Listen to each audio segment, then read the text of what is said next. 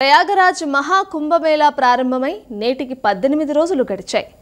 ఈ 18 రోజుల్లో మొత్తం 27 కోట్ల మంది భక్తులు పుణ్య స్నానం ఆచరించారు. ఒక్క మౌని అమావాస్య రోజున ప్రభుత్వం అంచనా వేసినట్లుగా దాదాపు 10 కోట్ల మంది త్రివేణి సంగమంలో అమృత స్నానం ఆచరించారు. ఇక మిగతా రోజుల్లో చూస్తే ప్రయాగరాజ్ కుంభమేళాకు సగటున 1 కోటి మంది భక్తులు తరలివస్తున్నారు. మహాకుంభమేళాలో 18 రోజుల్లో 27 కోట్ల మంది పుణ్య స్నానాలు ఆచరించారు.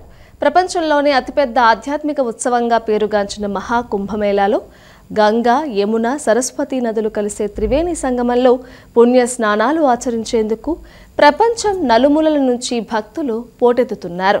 మౌని అమావాస్య తర్వాత గురువారం కూడా ప్రయాగరాజ్లో ఎటు చూసిన జనప్రభంజనమే. మౌని అమావాస్యకు భక్తుల తాకిడి నేపథ్యంలో ఉత్తరప్రదేశ్ ప్రభుత్వం మహాకుంభమేళా నిర్వహణలో అనేక మార్పులు చేపట్టింది. కుంభమేళా జరిగే ప్రాంతంలోకి ఇక వాహనాలను అనుమతించరు. భక్తుల రద్దీని నియంత్రిస్తారు. వీవీఐపీ పాసులను రద్దు చేశారు.